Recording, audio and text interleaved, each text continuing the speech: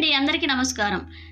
ఈరోజు మన వీడియోలోని టాపిక్ వచ్చేసి దివ్యాంగులకు శుభవార్త చెప్పిన ప్రభుత్వం అంటూ అప్డేట్ రావడం జరిగింది. ఇక దీనికి సంబంధించిన మరింత సమాచారం మన వీడియోలో తెలుసుకుందాం.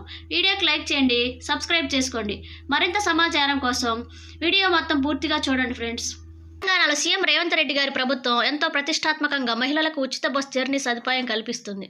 మహాలక్ష్మి పథకంలో భాగంగా కాంగ్రెస్ ప్రభుత్వం అధికారంలోకి రాగానే ఎన్నికల్లో ఇచ్చిన హామీ మేరకు ఈ పథకమును వెంటనే అమల్లోకి తీసుకొచ్చారు. దీనికి తెలంగాణ వ్యాప్తంగా మహిళల నుంచి మంచి రెస్పాన్స్ వస్తుంది. ప్రతిరోజు కూడా మహిళలు ఈ ఉచిత బస్ పథకంను ఉపయోగించుకుంటున్నారు. కొన్ని చోట్ల మాత్రం బస్సుల్లో సీట్లు దొరక ప్రయాణికులు నానా పాటలు పడుతున్నారు. కొంతమంది సీట్ల కోసం ఆడ మగ తేడా లేకుండా సిగపాట్లు పడుతున్నారు. కానీ ఈ ఉచిత బస్ ప్రయాణం విషయంలో ఇటీవల కాంగ్రెస్ ప్రభుత్వం దివ్యాంగులందరికీ బస్సుల్లో పూర్తిగా ఉచిత ప్రయాణం కల్పిస్తుంది తెలంగాణ ప్రభుత్వం నిర్ణయించిందని, ఈ మేరకు కొత్త ఉత్తర్వులు జారీ చేసిందని వార్తలు వచ్చాయి. దీనిపై టీజీఎస్ ఆర్టీసీ ఒక క్లారిటీ ఇచ్చింది. దివ్యాంగులకు ఉచిత బస్ ప్రయాణం అంతా ఫేక్ అని స్పష్టం చేసింది. సోషల్ మీడియాలో వస్తున్న ఈ వార్త పూర్తిగా అవాస్తవమని క్లారిటీ ఇచ్చింది. ఇలాంటి తప్పుడు వార్తలను సోషల్ మీడియాలో ప్రచారం చేసి ప్రజలను తప్పుదోవ పట్టించే వారిపై కఠినమైన క్రిమినల్ చర్యలు తీసుకుంటామని హెచ్చరించింది.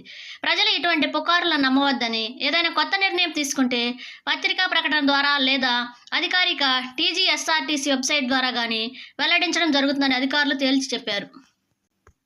మరోవైపు ఏపీలో మాత్రం దివ్యాంగులకు ఆర్టీసీ బస్సుల్లో శ్రీశక్తి పథకం కింద దివ్యాంగులకు కూడా ఉచిత బస్సు ప్రయాణం సౌకర్యం కల్పిస్తూ ప్రభుత్వం ఉత్తర్వులు జారీ చేసింది.